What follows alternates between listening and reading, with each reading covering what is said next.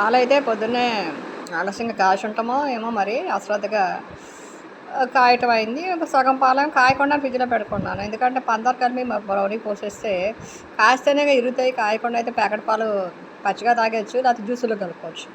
So, ఆ ఇరిగిపోయిన పాలలో సగం ఉన్నాయిగా. కాచినవి ఇరిగిపోయినాయి. కాయని పాలేమో ఫ్రిడ్జ్‌లో పెట్టాను కూల్‌గా చల్లగా అయిపోయిన తర్వాత పంచదార వేసి ఏమన్నా బ్రౌనీ తాగుతాడు. వాతావరణం చల్లగా ఉంది. అయినా సరే పాలు ఇరిగినాయి. So whatever. నేనేం చేశానంటే ఆ ఇరిగిన పాలల్లోనే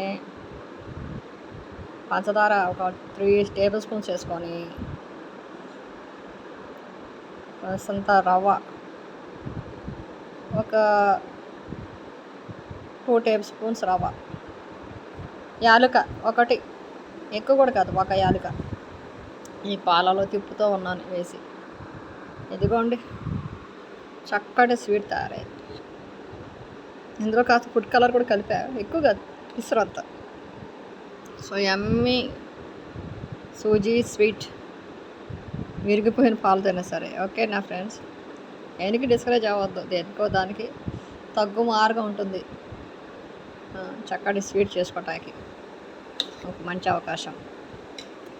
మీకు నా వీడియోస్ నచ్చితే లైక్ చేయండి, షేర్ చేయండి, సబ్స్క్రైబ్ చేయండి. And see you in my next video. Bye.